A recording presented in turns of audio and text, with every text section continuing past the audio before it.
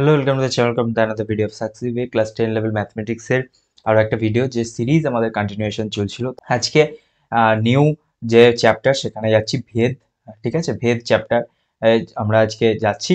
তো যারা এখনো অবধি সাকসেস ওয়ে চ্যানেলটাকে সাবস্ক্রাইব করনি তারা সাবস্ক্রাইব করে নাও, এবং যারা ফেসবুক পেজ সাকসেস ওয়েকে ফলো করনি বা লাইক করে রাখোনি তারা করে রাখো, কারণ সেখানেই তোমরা কখন কোন ভিডিও আসছে, কখন কোন সিরিজ শুরু হচ্ছে তার আপডেট তোমরা সেখান থেকে পেয়ে যাবে।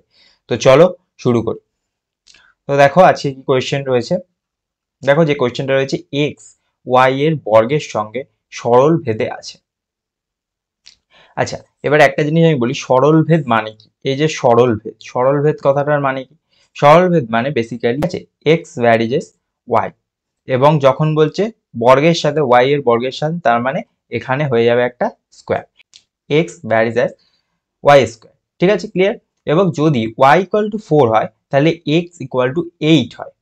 যদি y 4 হয় তাহলে x 8 হয়, তাহলে তবে x 32 হলে y এর ধনাত্মক মান কত হবে? দেখো ফার্স্টে কি করতে হবে, যখনই আমরা এই ভ্যারিজ অ্যাজ এই যে ফরম্যাট থেকে আমরা যখনই কি হবে x y এর রিলেশন বার করব, সবসময় আমরা কি করব, k নিয়ে নেব।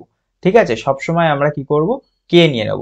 x ভ্যারিজেস y স্কোয়ার এর মানে হচ্ছে x equal to ky square. ঠিক আছে, এবার বলেছে x 8 হলে y 4 হয়, তাই তো?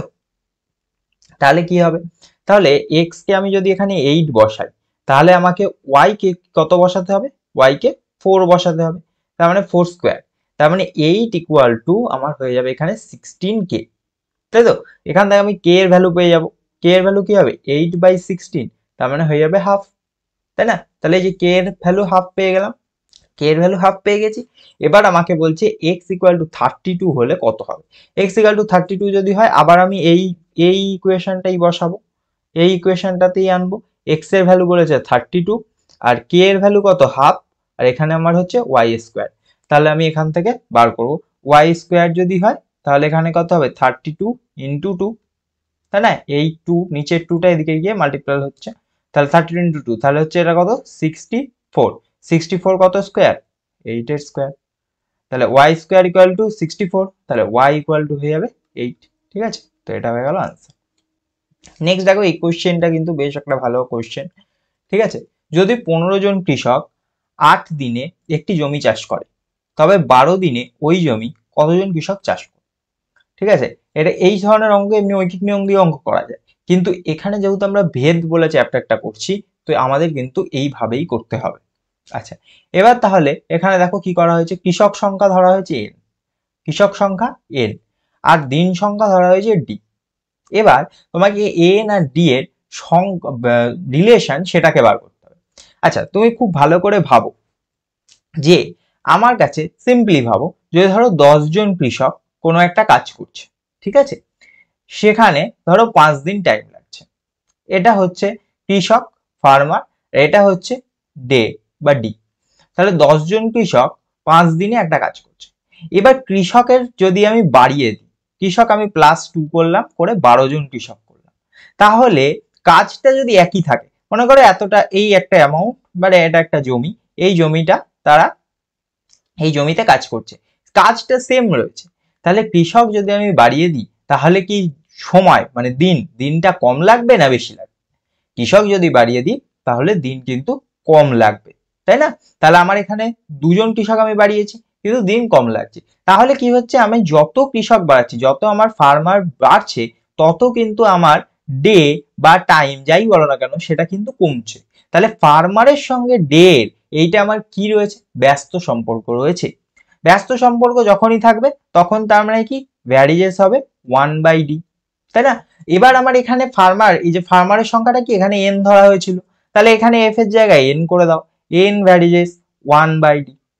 এবার এবার যখন বলেছি আগে ভ্যারিজেস থেকে আমি যখন ইকুয়াল টু সাইনে ফরম্যাটে আনবো, তখন আমায় কি করতে হবে, তখন আমার এখানে কে আনতে হবে, স্মল কে 1/d। ঠিক আছে, তাই জন্য এটা তাই হয়েছে।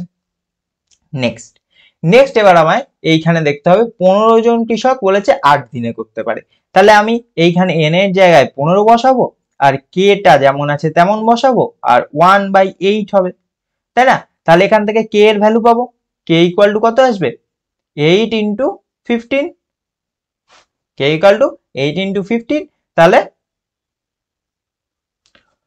কে এর ভ্যালু আসবে 120, তাই না?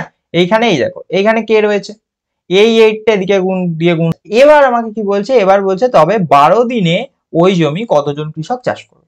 তাহলে 12 দিনে চাষ করার জন্য আমাকে কি করতে হবে, আবার পরে same formula, N K 1/d। তাহলে এন এর এবার কি বলেছে 12 দিনে, তার মানে এবার আমার ডি দেয়া আছে, ঠিক আছে? এনটা বার করতে হবে, কে এর ভ্যালু অলরেডি আমি পেয়ে গেছি 120 ইন্টু এখানে 1/d বলেছে 12 দিন, তাই না?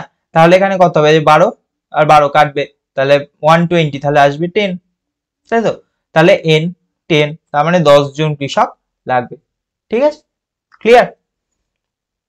যাদের বুঝতে অসুবিধা আছে আরেকবার একটু আগের থেকে দেখে নিলে আমরা ক্লিয়ার হয়ে যাবে। Okay, thank you, keep watching success ভাই।